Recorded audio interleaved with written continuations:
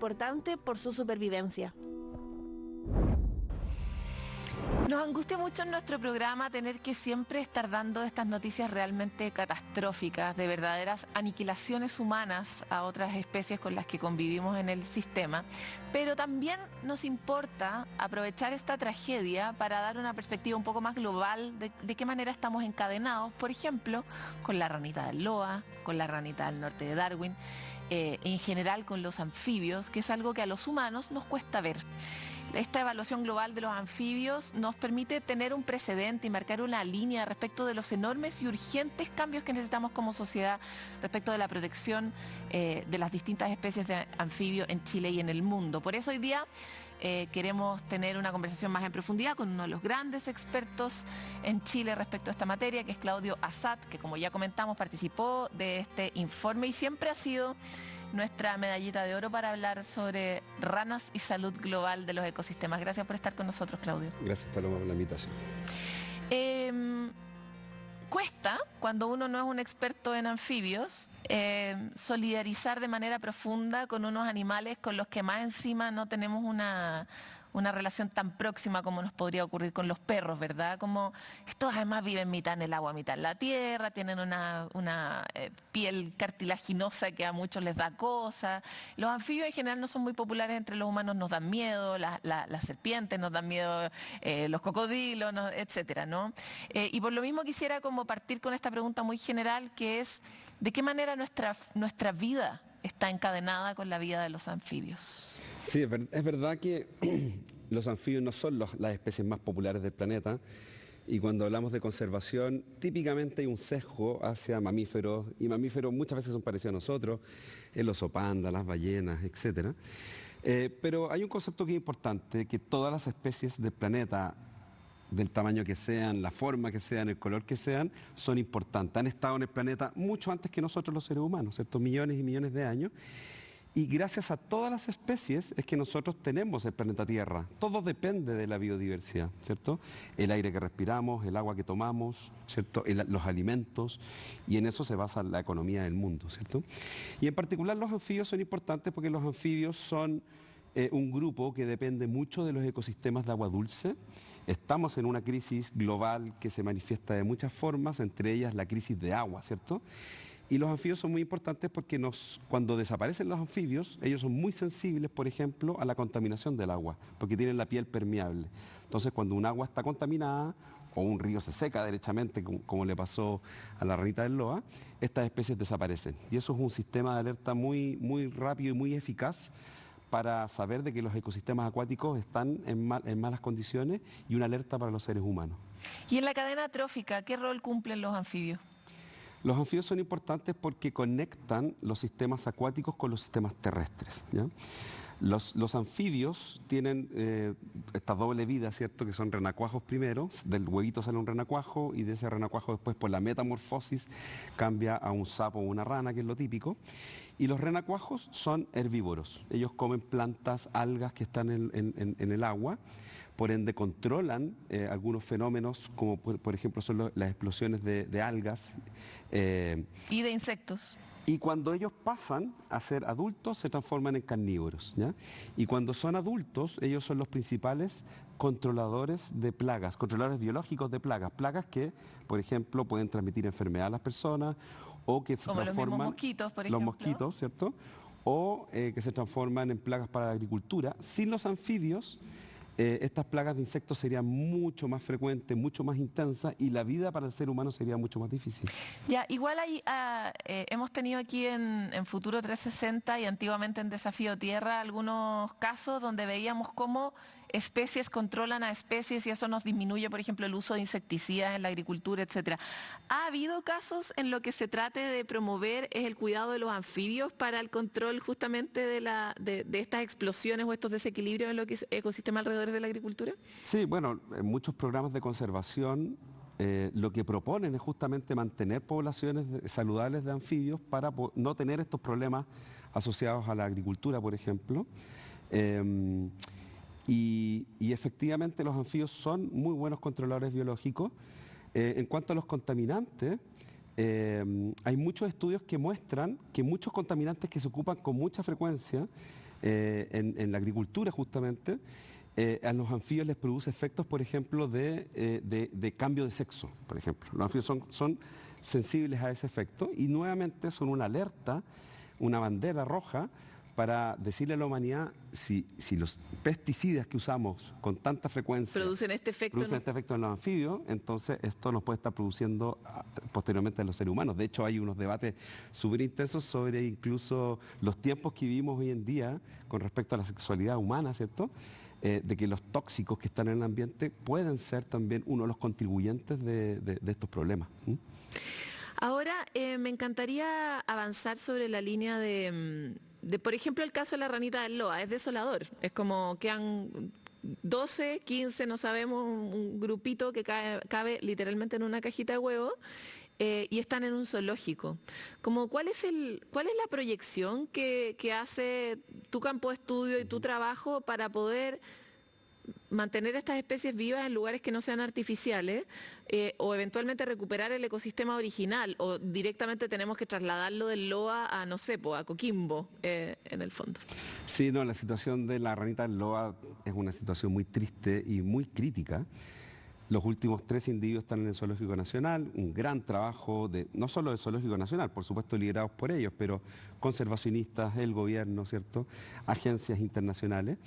Pero ahí están, y se han logrado reproducir. Eso ha sido un trabajo porque se salvó la especie de la extinción. Eso fue ver un proceso de extinción en tiempo real, y la última decena de individuos se salvó, se reprodujo, y eso fue un éxito, uno de los éxitos que se cuenta, uno de los pocos éxitos en el mundo donde los zoológicos son capaces de aportar hacia la conservación.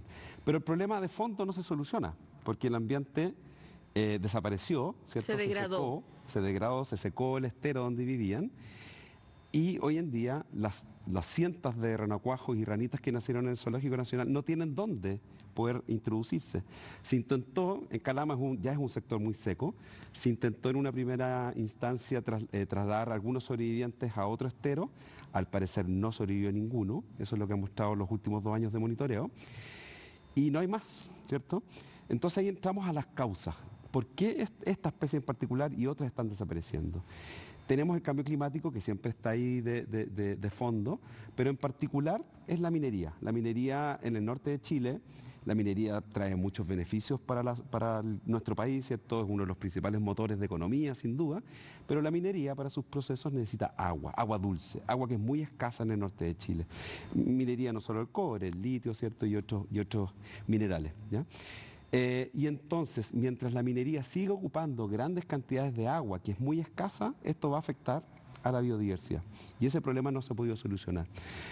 Mover esa especie a otra región es muy difícil. De hecho, ahí tú estás, entre comillas, jugando a ser Dios, se podría decir, como humano, ¿cierto? Porque nosotros estamos moviendo una especie de otro lugar, no un lugar cercano a 10 kilómetros ni 100 kilómetros, sino que a probablemente unos 800 kilómetros.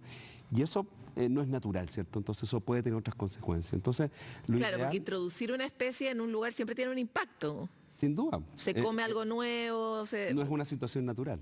Claro.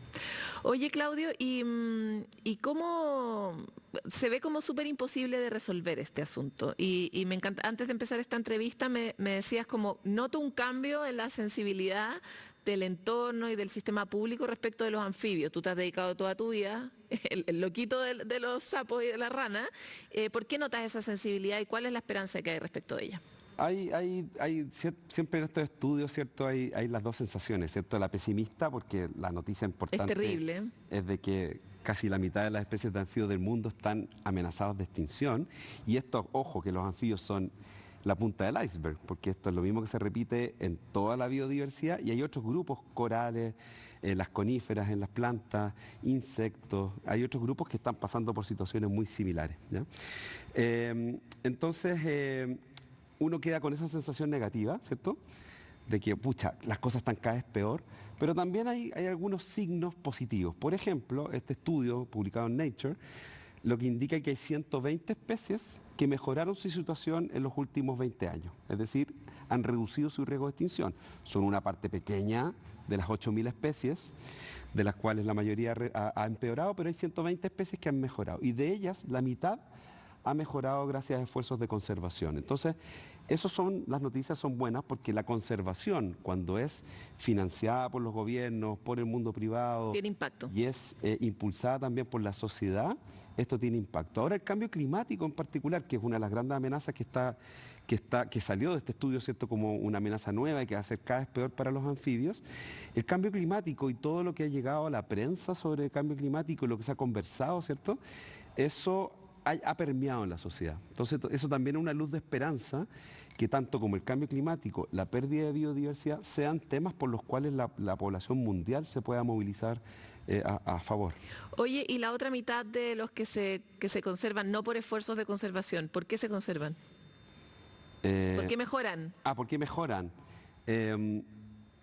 Hay especies que pueden mejorar naturalmente. Por ejemplo, hay una enfermedad que yo me he dedicado a estudiar mucho tiempo que se llama la quitridiomicosis, que es una pandemia que Lo muy veíamos parecida en al la COVID, nota. muy parecida al COVID, ¿cierto?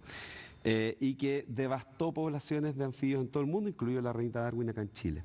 Y ahora, en los últimos 5 o 10 años, se han visto los primeros efectos de poblaciones, o los primeros resultados de poblaciones que Resistente. naturalmente han podido de alguna forma combatir el hongo y poder recuperarse naturalmente. Para allá iba Y eso también es una buena noticia. mi última pregunta, la verdad tengo más, pero no sé si alcanza el tiempo, y es, ¿por qué se desató esa pandemia? ¿Han estudiado? Sí, está súper estudiada. Es una pandemia, es muy parecida a la historia del COVID. Ya, Es casi es lo un mismo. salto, es una ruptura de enfermedad ecosistema. se origina en el sur de Asia y producto del comercio legal e ilegal de anfibios para su consumo, para los seres humanos.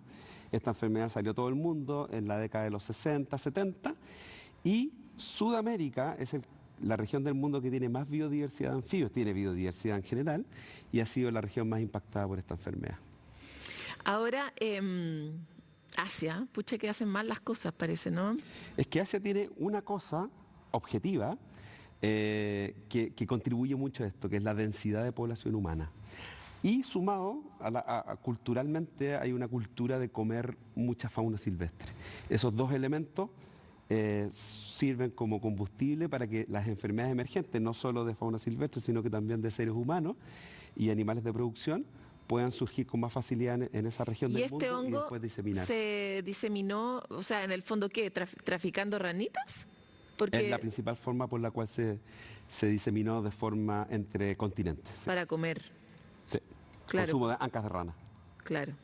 Ahora, me encantaría avanzar hacia cómo ves tú que realmente se pueden desarrollar políticas globales de conservación de biodiversidad. Recuerdo que hace unos años te tuvimos acá hablando de una iniciativa que juntaba a Argentina y a Chile.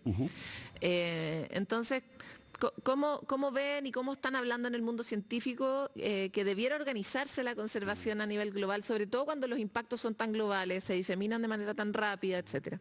Sí, yo veo aquí dos grandes dimensiones, ¿ya?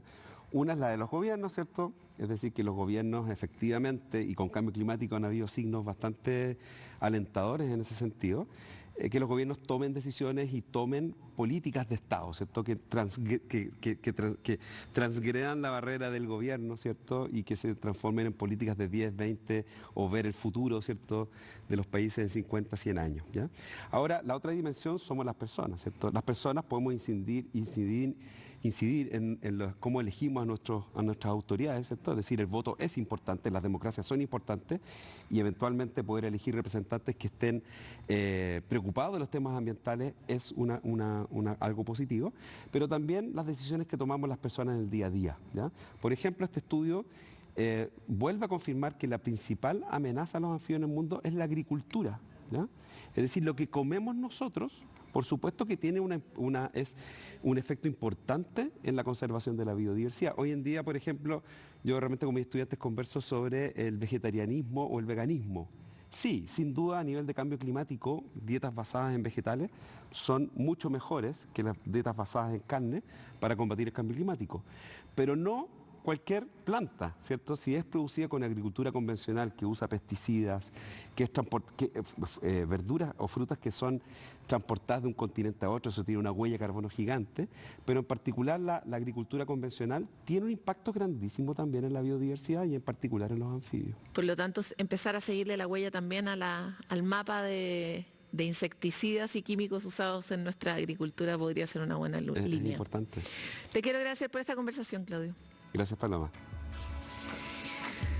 Nosotros nos vamos a pausa, vivimos en un mundo cada vez más complejo, ahora con una guerra más encima. Es muy difícil ser ciudadano hoy, pero también es desafiante, es estimulante, nos lleva a hacernos preguntas, a aprender más, a adorar más el mundo que nos tocó de suerte, ¿no? Vamos a una pausa y volvemos con más.